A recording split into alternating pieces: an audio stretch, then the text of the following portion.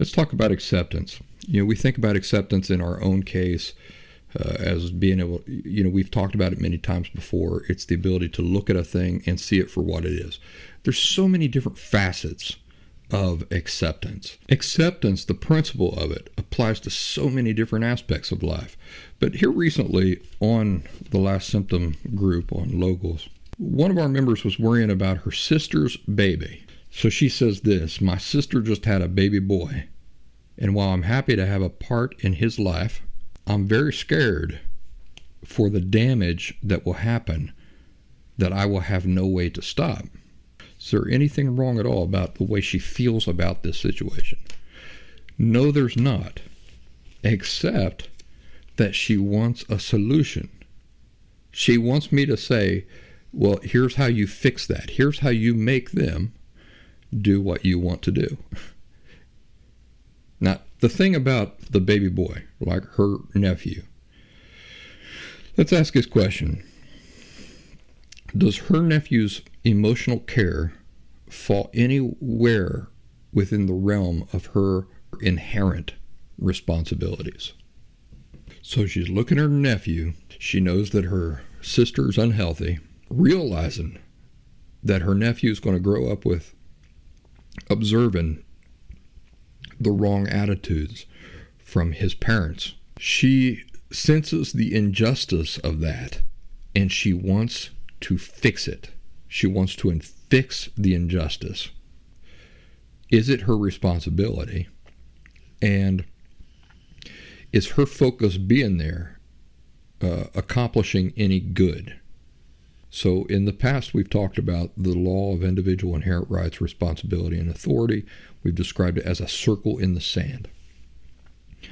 I've gone to talking about it as more like a bubble, right? Because a bubble is all encompassing. So when we talk about the law of individual inherent rights, responsibility, and authority, I imagine it is like a bubble around us. Think about me doing this work, right? These things, these unhealthy attitudes and perceptions that I have escaped. Do you think that I go out into the earth, go out into the world, and that these things aren't calling out to me all the time, like they're not in my face all the time?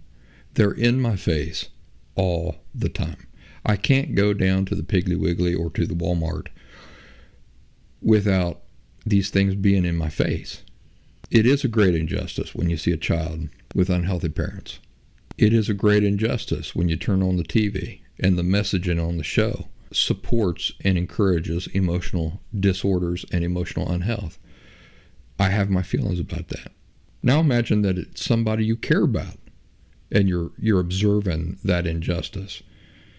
Our caring for somebody, no matter how much we care for them, does not grant us rights and responsibilities over them. Now, you need to separate those two things. You might be inclined to focus more on rights. Okay, so it doesn't give me rights over them. But what else did I say? The other thing I said is that it doesn't grant us responsibilities over them. What does that mean for her? It means that when her nephew, if her nephew, grows up and is unhealthily affected by these attitudes that her sister lives with, right, she can feel however she wants to feel about it. But it's not within the realm of her responsibility to feel like she must do something about it, like she's obligated to do something about it. What is her obligation? Her obligation is to worry about herself and to respect her sister as a person. What does that mean? When we talk about identifying to whom responsibility belongs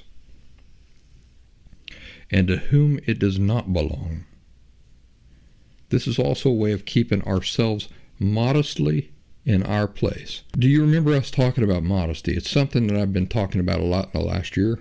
Modesty is that beautiful quality where we are both able and willing to recognize our true limits as people and work within those limits. We content ourselves with working within those limits, our true limits. Does she have a limit when it comes to her nephew? Sure, because the rights and responsibility for his care do not belong to her. But her urge is to assume those rights and responsibilities anyway. So her being modest is that ability to recognize where her rights and responsibility and authority begin and end, that circle in the sand or that bubble, where does it begin and end? And where does somebody else's bubble begin and end? Being content to work within the confines of that bubble and not trying to step into somebody else's. So, recognizing the law of individual inherent rights, responsibility, and authority, as well as being modest, developing that quality. It's a way of not putting weight on our shoulders that never belonged to us in the first place. Doesn't belong to us, will never belong to us. But it's also a way of us maintaining focus where it belongs. Where does our focus not belong? Where does it belong? It belongs on ourselves, right?